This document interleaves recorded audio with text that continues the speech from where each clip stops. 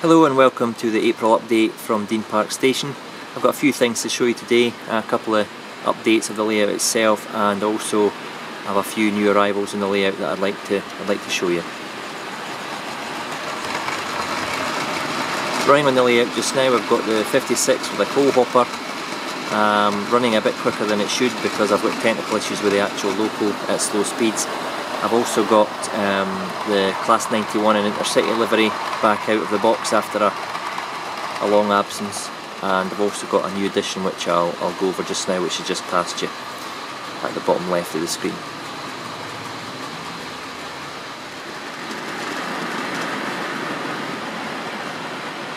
Okay, first of all, I've continued my signalling of the layout, or the lower section anyway, and I've got two more signals at the station wired up. These are set as the same as platform 1 and 2, in that if the turnout in front of the signals is set one way or the other, then it leads to a green or a red signal being shown at what will be platforms 4 and 5. So they've been wired up with the sensors, and they go round to another 2-aspect signal which I'll show you just now, and that's got a mass sequencer on it which runs through a sequence of automation, and that will adjust the signals as and when the train passes. Here is that 2-aspect signal, and when I put my finger over the sensor that's in the track, you'll see that it turns to red. And that's on a timer, and it will eventually go back to green. And yet, as I say, on the mass sequencers you get from Heathcote, you can adjust the time between the changing of the aspects. There you go. Here comes the latest edition. Bachmann Class 47 in Rail Express Systems livery with matching rolling stock.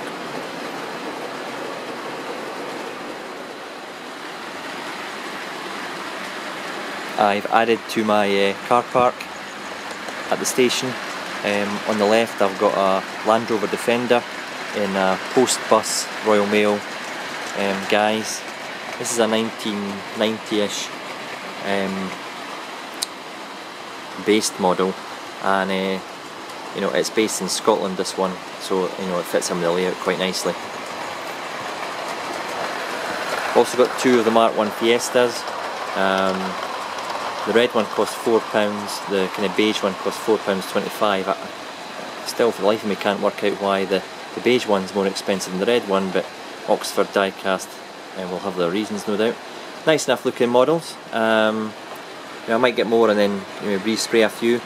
I learnt to drive in one of these things, so I thought, well, based in the late 80s, these were still on the road along with the Mark IIs, so I thought it's quite a timely addition to the layout for the era that I'm putting it in. What's not really in the era that I've modelled is this last one in Anglia. It's a wee bit of a novelty factor actually. It's Harry Potter colours, and that's just a wee bit of a novelty on the layout, so I'll keep that one here and there. Last addition in vehicles is the British Rail transporter for taking engineering staff to the line side, etc., to do bits and pieces to and from the depot. Again, an Oxford diecast, costs £7, and I have to say I'm quite impressed. It actually looks better in real life than it does in the actual pictures. I'm quite impressed with it. I'll add to these as I start to work on my TMD. These will feature round about the place. As I near the ballasting of the station area itself, I've started to turn my attention to getting some station furniture to put on the platforms, etc. And I've got these Network Southeast based platform seats. They're not 10 Commandments ones. These are resin with a brass frame at each end, and I bought these from a dealer on eBay. I'll put his seller name on the bottom of the screen. I got 4 for, I think it was around about £10, and that's half the price of the 10 Commandments ones. I asked for them to be sent to me primed because I don't know if I want to use the Network Southeast red, which is what he supplies them in. He also supplies them in a dark blue. I don't know what colour I'm going to go for, so he was very kind. He provided them to me just primed, and I say I'll be colouring them to suit my station. And they're quite well detailed. You can see the grid pattern in the actual seat. I'll be ordering more, and later in this video I'll show you some more of the stuff that I've bought from him.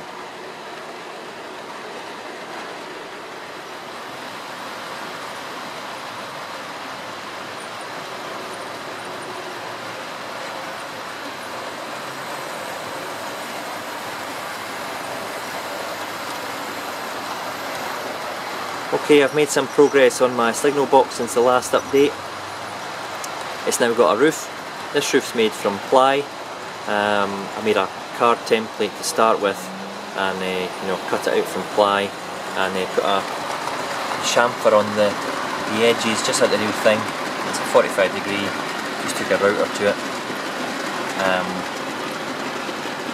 and then I covered it in the actual scale scenes paper. This is concrete paper, which I put through the printer, and I reduced the brightness of it to give it a more you know, felt roof effect. It's the nearest I could get to what the real thing's like without actually using paints, but this is obviously been cut and fitted around each part. The bits on the sides are separate from the bit on the top, as you could maybe just see some of the joins. I've done as best I can. I'm quite chuffed with it actually. It sits nicely, and I've also added light to the inside of the signal box. It's not actually wired up as yet, but you know, it's all there ready to just plug into the 12 volts. The roof will be detachable, so it allows me to get in. Here's the light I'm talking about. I buy all my lighting stuff from Kites Lights at the moment. I've also added interior walls, H-end, wall clocks. I made up these replicas of my layout, East Junction with the point work, and the west part of Dean Park Junction. This is actually what the track is in real life, so you know, I thought, well, may as well keep it authentic. And in the ends I've put some, that you can see very well, I put some furniture. I've got sofas, kind of VR tartan, you know, reminding me of the VR tartan check that you kind of got on the Mark 1 seats. It's very similar to that. I've also got a sink, some storage, a TV, because obviously I need somewhere to have a break and, you know, prepare some snacks or eat their snacks and clean their dishes. I'm assuming that's what went on in these rooms, I don't know for sure. And at the other end I've got again another sofa and some bookcases and some drawer units, which just will, you know, replicate manuals, working procedure documents, all that kind of stuff that you accumulate at an office. I'm going to put a workstation or a control console, if you like, in here. I've looked at pictures of the real thing, and I'll be making that out of card and wood, and bits of brass for levers and whatnot. So that's what I'm doing in the month of May. I've got 2 or 3 little additions to put on the outside as well. You know, underneath here it should have concrete supports. I've got that in hand. I've ordered some styrene from Evergreen in different sizes, so I'll work out which is best. I'll spray concrete colour and fit them to underneath the kind of overhang there. Please give me your comments on the box. Let me know what you think. I say it's been a long journey, but I'm getting near the end of it now with regard to the box.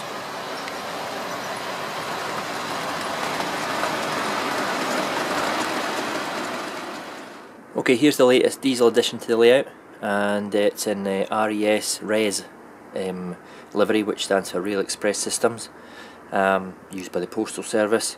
And this one, this Class 47, is named Royal London Society for the Blind, and it's got a kind of neat little braille nameplate underneath the main nameplate, which is a nice touch. It's a cracking livery, applied very well, as all Bachmann models really are, and it's a decently detailed model. Kind of talked into this one, but after seeing Terry's at Glebe Road Junction, I thought, no, that's a cracking looking model. and you know, I've saved up and I eventually got this one. It's still a, you know, a current Bachmann model. It's not rare by any manner of means.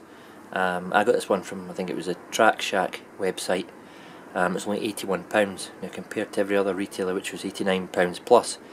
I've got a bit of a bargain here, and that price at the time included delivery, so I was well chuffed with that. I got matching coaches, you know, Mark 1 etc. In the matching res livery, and I've picked these up over the months. I actually got these before I got the loco. You know, I planned to get the loco. I've got a rake of 6 just now, of different configurations. So that's my postal train, and you know, it links well with the post theme that I've got with the, you know, the Defender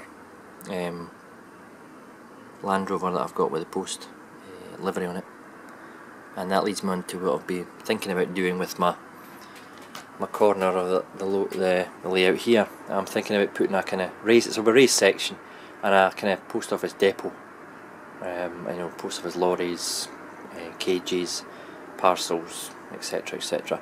And that, you know, that'll feed in nicely with the theme of this 47. That's my plan just now anyway. That'll be a while away.